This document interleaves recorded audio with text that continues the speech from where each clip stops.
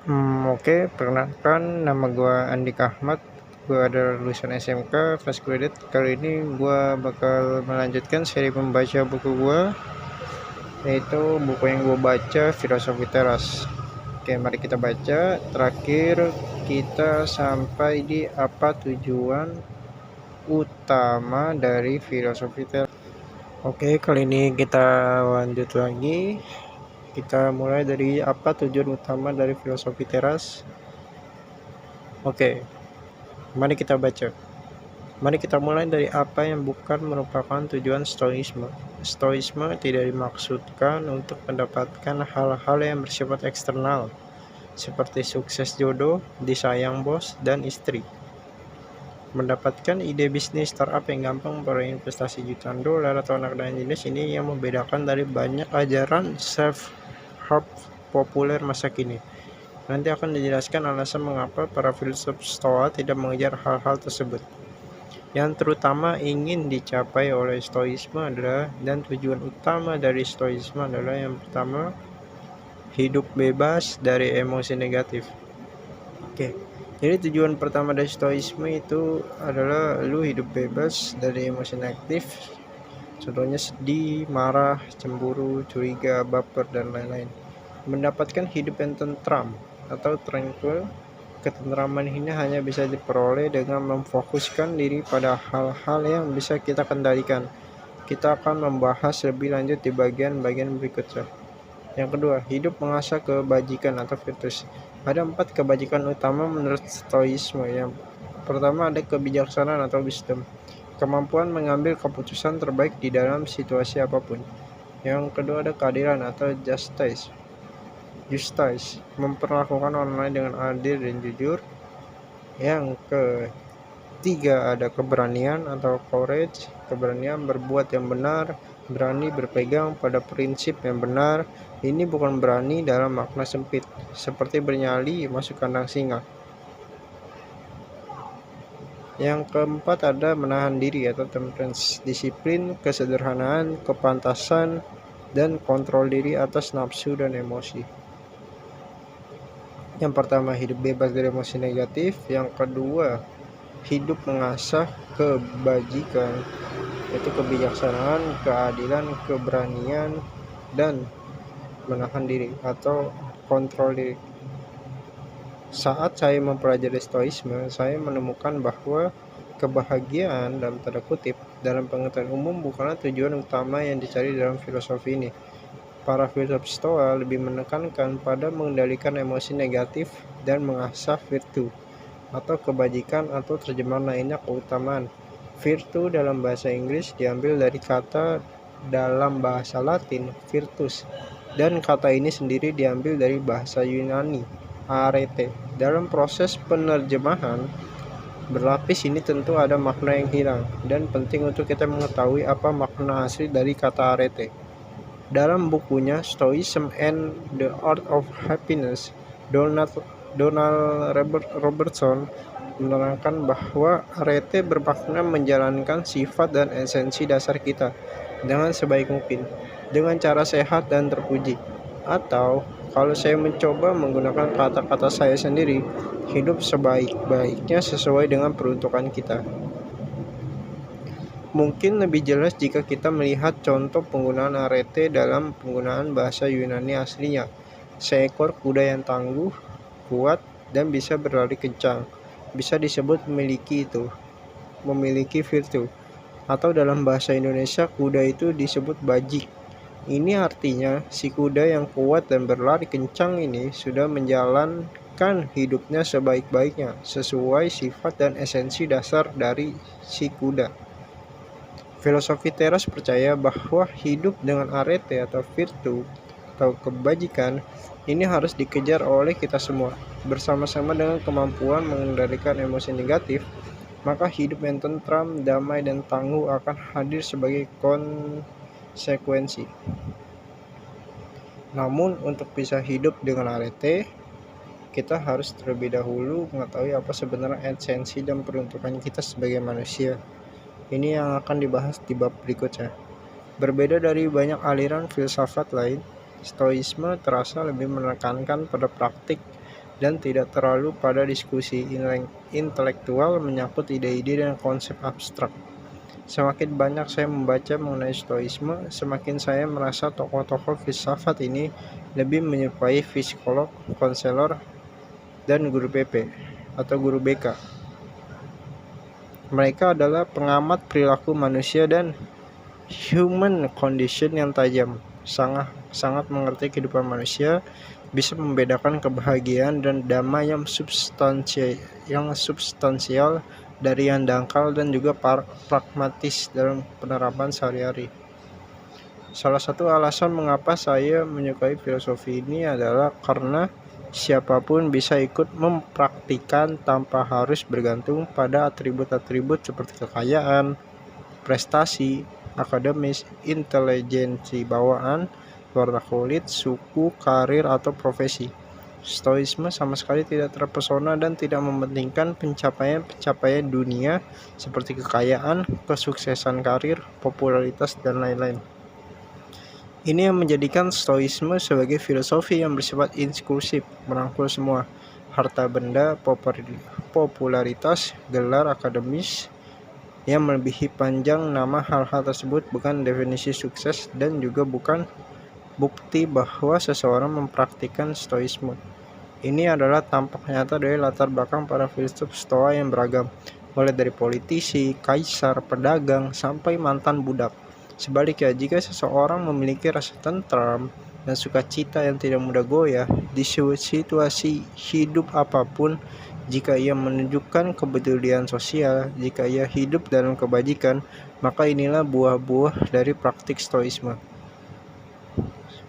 Di sini ada quotes dari Seneca.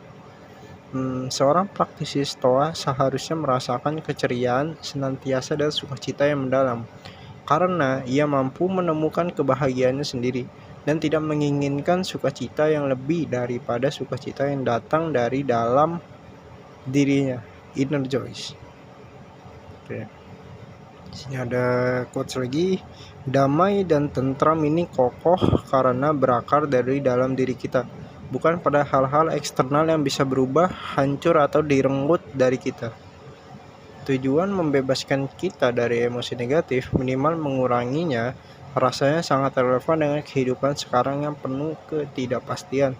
Setelah membaca hasil survei khawatir nasional, rasanya pemikiran purba ini atau si Stoisme ini tetap relevan, bahkan sesudah lewat dari 2000 tahun yang lalu. Di dalam artikel Why Stoicism Matters Today, Kare Anderson menyebutkan beberapa alasan mengapa Stoisme tetap relevan di masa kini. Yang pertama, Stoisme ditulis untuk menghadapi masa sulit. Stoisme lahir di era peperangan dan krisis di Yunani. Filsafat tidak menjanjikan materi ataupun damai di akhirat, tetapi damai dan tentram yang kokoh di kehidupan sekarang. Damai dan tentram ini kokoh karena berakar dari dalam diri kita, bukan pada hal-hal eksternal yang bisa berubah, hancur, atau direnggut dari kita. Di era di mana hoax, fake news, maupun fitnah yang beredar dengan liar di media sosial ataupun chat group, serta keriuhan politik yang seringkali berdampak pada relasi personal dan menyebabkan perpecahan di masyarakat, rasanya Stoisme sama relevannya untuk Indonesia saat ini, seperti halnya Yunani dan Romawi 2000 tahun yang lalu. Yang kedua, Stoisme dibuat untuk globalisasi. Stoisme mungkin adalah filsafat barat pertama yang mengajarkan persaudaraan universal atau universal brotherhood. Di tengah dunia yang rasanya semakin terpolarisasi dengan kiri versus kanan, konservatif versus liberal, tersekat oleh identitas suku dan agama. Sebuah filosofi yang mengajarkan bahwa kita semua adalah saudara dalam kemanusiaan. Sungguh sangat ini dibutuhkan, dan ini juga pas dengan kondisi Indonesia yang terasa memanas karena politik di mana-mana, label-label pemisah dan penyekat terasa semakin menguat. Yang ketiga, Stoisme adalah filsafat kepemimpinan. Kepemimpinan di sini tidak sesempit memimpin tim, organisasi, ataupun negara, tetapi dimulai dari memimpin diri kita sendiri untuk mencapai tujuan kita. Stoisme mengajarkan kita untuk memprioritaskan mengendalikan diri sendiri sebelum mencoba mengendalikan kehidupan dan orang-orang di luar kita. Stoisme membekali para pemimpin untuk tegar di dalam kegagalan dan rendah hati di saat sukses. Bekal ini sangat berguna bagi siapapun, tidak terbatas pada mereka yang memangku jabatan resmi. Oke, kita lanjut lagi. Buku The Daily Stoic memaparkan beberapa orang terkenal yang diketahui berdasarkan pengakuan langsung maupun tulisan-tulisan mereka, mempelajari dan mempraktikkan stoisme dalam kehidupannya, seperti mantan Presiden Amerika Serikat Bill Clinton, aktris Anna Kendrick, aktor Tom Hiddleston, penulis J.K. Rowling, dan Nicholas Nassim Taleb, penulis favorit saya, yang menulis buku keuangan The Black Swan. Buku filosofi teras tidak dimasukkan menjadi buku pengantar resmi stoisme, apalagi sebagai referensi utama. Oke, jadi si Om Henry Manampiring ini menegaskan bahwa buku filosofi teras ini nggak jadi referensi utama gitu, nggak harus jadi referensi utama, dan kita harus cari referensi lainnya. Buku kecil ini tidak mungkin cukup menjelaskan keseluruhan filosofi ini.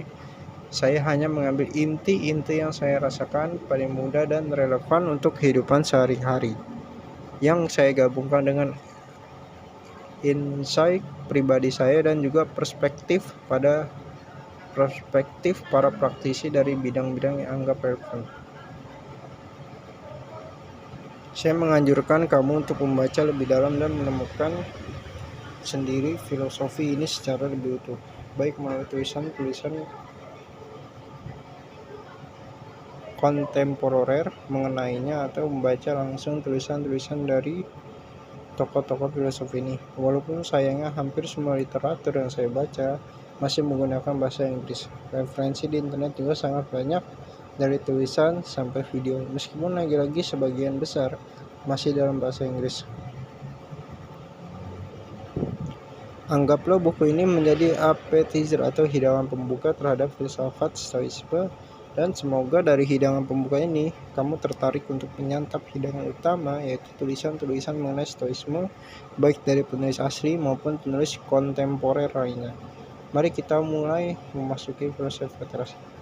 Tujuan utama dari filosofi teras adalah hidup dengan emosi negatif yang terkendali, hidup dengan kebajikan, hidup dengan kebijakan, atau bagaimana kita hidup sebaik-baiknya seperti seharusnya kita menjadi manusia. Oke, kita lanjut ke bab 3, hidup selaras dengan alam. Oke, kita baca. Saat menulis buku ini, anak saya masih berusia 21 bulan. Jika memungkinkan, saya senang menyempatkan diri berjalan-jalan dengannya di kompleks perumahan saat pagi atau sore hari. Saya senang mengamati bagaimana ia berkembang dari bayi yang tidak bisa apa-apa hingga sekarang sudah mulai berjalan dan mencoba belajar berlari. Ada yang lucu dari caranya berlari yang belum sempurna. Tangannya masih lurus menggantung dan belum berayun layaknya cara berlari orang yang lebih dewasa. Dalam proses pertumbuhannya, kelak dia akan mengerti bagaimana cara berlari yang seharusnya.